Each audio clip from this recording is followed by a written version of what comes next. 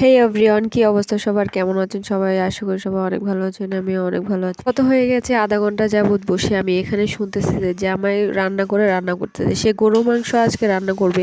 তো আধা ঘন্টা ধরে শুনতেছি যে সে সিটিয়ে দিচ্ছে, প্রেশার করে সিটিয়ে দিচ্ছে। সেজন্য আর বসে থাকতে পারলাম না। এখন উঠে এসে দেখি যে জামাই কি করতেছে।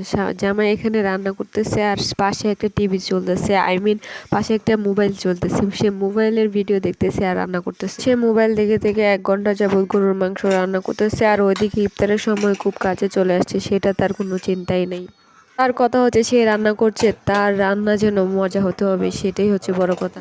তবে আমি রান্না করে আইসা দেখলাম যে গরুর মাংস প্রায় রান্না হয়ে গেছে, কালারও ভালো এসেছে। বলছিলাম যে একটু তেল কমায় দিতে, কারণ বেশি তেল খেতে খেতে এখন আর একঘেয়ে হয়ে গেছে। তেল দিলে তরকারিতে আর খাইতেই মন চায় না, তাই সে কম তেল দিয়ে সুন্দর করে একটা তরকারি রান্না করেছে এবং আমাকে বলতেছে যদি তরকারি খারাপ হয় তাহলে তোমার দোষ, কারণ তেল কম দিতে ভুলছো তাই। আচ্ছা যাই হোক, সে যেমনই রান্না করুক না কেন তার রান্না খুব ভালোই হবে, সেটা আমি ভালো করেই জানি। সে প্রেসার কুকার এরকম করে দেখতেছিল যে ঝুল কম হয়েছে নাকি, সে এভাবে এই টেকনিকে সে ঝুল মাপতেছে।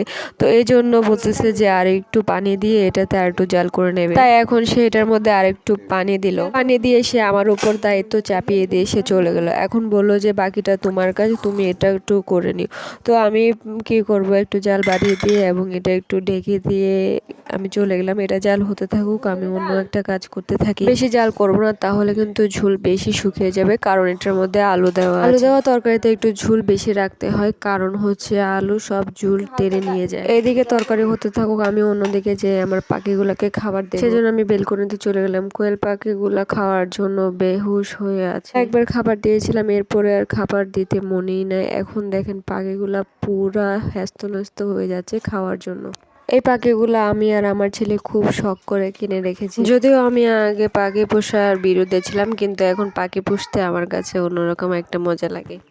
আচ্ছা যাই হোক, পাখিগুলোর অনেক খিদে লেগেছে। শুধু আমাদের তো খেলেই চলবে না, আমাদের খাওয়ার প্রস্তুতি করলেই তো চলবে না, পাখিগুলো তো খাবার দিতে হবে। দেখেন পাখিগুলা খাওয়ার জন্য কি করতেছে। এখন পাখিগুলাকে আমি অল্প অল্প করে একটু খাবার দিচ্ছি, মনে হচ্ছে যেন সব খাবার একসাথেই খেয়ে নেবে। দুনিয়ার খিদে এমন এই পাখিগুলার পেটে জমা হয়েছে, দেখেন কিভাবে খাচ্ছে। তো ওরা একসাথে থাকে কিন্তু একসাথে খাবার খেতে চায় না, একটার জন্য আর কার আগে কোনটা খাবে।